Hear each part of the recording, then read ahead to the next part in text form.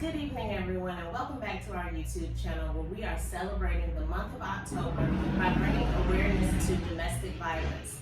We have been bringing you a theme each week. The first week we discussed peace through believing, discussing your options after experiencing your last domestic violence relationship and incident.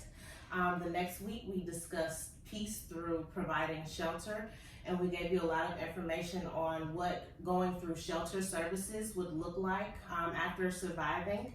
And the next week, which was last week, we discussed peace through healthy relationships, really breaking down what a healthy relationship is. And this week, we have our victim service director for our program for our victims. She will be discussing achieving peace through healing, what it would look like for a survivor who has experienced going through our shelter services or just engaging in services with us and getting over the hump of detaching from the relationship and moving on with their life. It doesn't stop there. There are incidences that linger on with our survivors, and we assist them through the process of healing by providing them different services. And Ms. Elaine McNeil will be breaking down our 3 puzzle pieces for this week, which is unique, journey, and acceptance. Okay. Thank you, Kendra, so much for having me on your video as we continue to acknowledge Domestic Violence Awareness Month. So starting out with the first one, which is unique. Everyone's situation is very different, and every client will take a different approach to assisting them. We have some clients who come in for counseling services, so definitely is where we have our therapists that we provide counseling to assist them with getting through this process of understanding what abuse is, and also definitely building up their self-esteem. So then we have clients who may have had an incident that occurred, but they need a legal assistance. So in regards to legal assistance, we may provide legal advocacy, which is educating them on the court system and what to expect. We may also assist them with completing an order of protection. So an order of protection is very similar to a restraining order. However, it goes to family court and it can last up to 1 year. There are specific qualifications in order to obtain an order of protection. So with that, we do educate them on what would qualify you to be able to gain an order of protection. And then with many of our clients that come through our emergency shelter program, assistance with finding housing. So we provide definitely case management with them on how can they get affordable housing.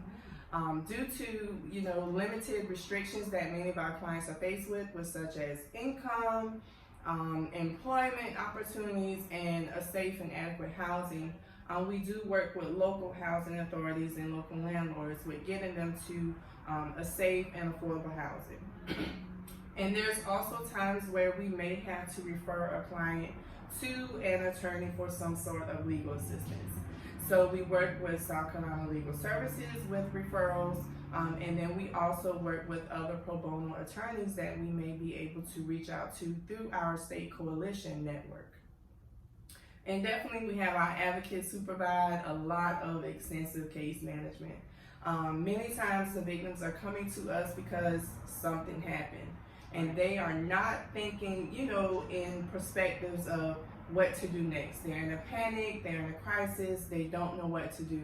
So with our advocates, we definitely provide a lot of case management with them to help them get through that process. So that's where that uniqueness coming in. Every client is not going to come in with the same goals, the same expectations, or the same problems. So understanding that each client that comes through our doors, they're definitely going to be different, and how we address them or work with them is definitely going to be different also as well. Okay, wow. So what I just heard is really you haven't had 2 clients that were the same. Correct. So what you're telling the people is no matter your situation, no matter what you have or don't have, to not be discouraged and to still reach out for services. I know a lot of clients come in and they say, oh, I don't have my birth certificate and I was born in Arizona, or I don't have a driver's license, or I don't have a job, don't have transportation.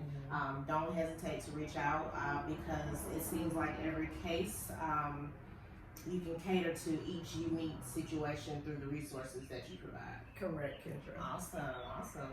All right, so the next piece is journey. This journey, these steps that many of our clients are taking, is going to be a long process. It's not going to be something that happens overnight. Sometimes it may happen within 30 days. Sometimes it may happen within 60 days, but then there are some times where it could be a longer process for some. So that's when we have this time for clients to really identify who is your support, who is your help. There's when we would have advocates such as law enforcement advocates. We may have therapists and counselors that can help them, provide them that comfort place where they can discuss and share what are their personal goals that they would like to accomplish. And we also have nonprofit agencies such as ours that covers our service area, but we're fortunate enough to have agencies across the state of South Carolina. So definitely, we also help them to identify a positive support system, because not everyone understands what abuse is, not everyone knows how to educate, and not everyone can be non-judgmental. So we definitely work with our clients to find out who is positive for you. Who is the support system? It may be 3 people, but those 3 people may be a good support system versus you having 10 people in your support system when you have majority that's negative and not supportive for you. And then also social workers, like I said, social workers, the counselors and the therapists who may be providing that direct service for them to help them with that empowerment, that self-esteem building, and definitely that education with learning what abuse is. Because I'm sure you all talked early on about what abuse is and the dynamics of abuse. And it's definitely hard sometimes for some survivors or clients to really identify, I am a victim of domestic violence because I've experienced them. Yes, that goes back to a previous video where we discussed denial and acceptance. And we definitely live in a microwave instant society, and the journey is rough. Sometimes it's easy, sometimes you run up on hard patches, but you have that, like you said, the advocates, the counselors, the nonprofits for the support. It may not be a family member, it may not be the person you expect the most support from, but like Ms. McNeil said, even if it's 3 people, don't worry about the ones that don't, just stick close to the ones that do. Definitely. And like the final puzzle piece, like we just talked about with acceptance. As a victim, it's going to be hard, and sometimes it may be easy for people to accept that this is going to be a long process to heal. Healing, it does not happen overnight. It does not happen next week, because a perpetrator would break a victim down to have them second guessing themselves, have their self-esteem real low. So that process to accepting and healing could be a lifelong journey for some. For some, they may be able to heal and understand and accept quicker than others. But everyone is going to heal and accept at a different process and a different stage in their life.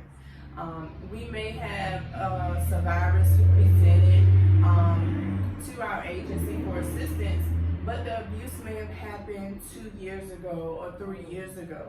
But then something recently triggered them to feel like, oh, I need help to solve this. I need help to, really be able to live and function, properly, like how I want to be able to function properly.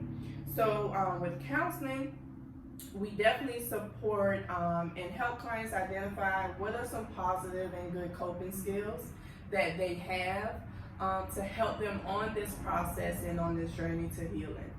Because definitely, like I said, sometimes you may feel like you're fine, you may feel like you're over it, but a trigger may occur that could remind you about that traumatic experience that you've experienced.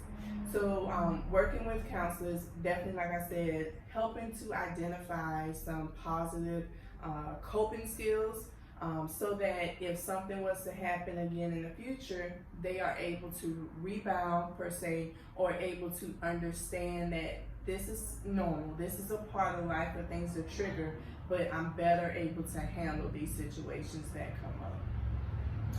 One thing that you said definitely resonated, that this may be a lifelong journey for people.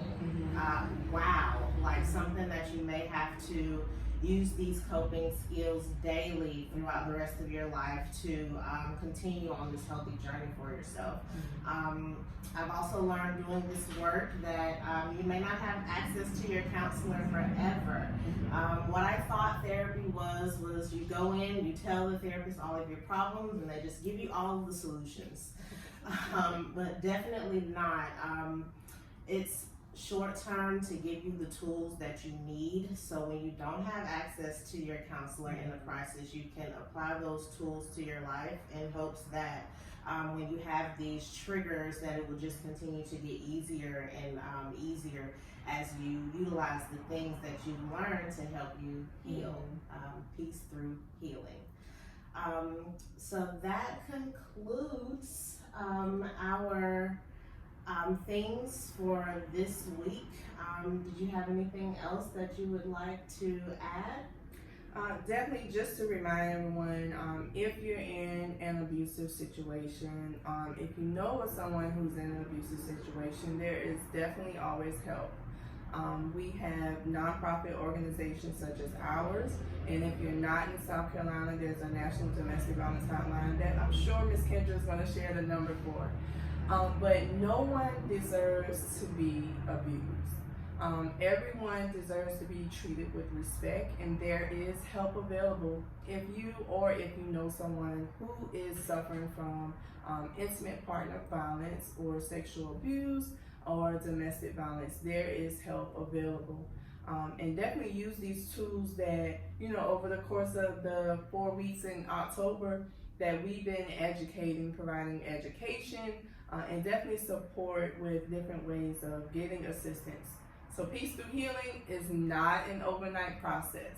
However, you can get through this with the right support system. So definitely reach out to a counselor, a therapist, or advocate within your community that you feel like you can trust and can help you along this process.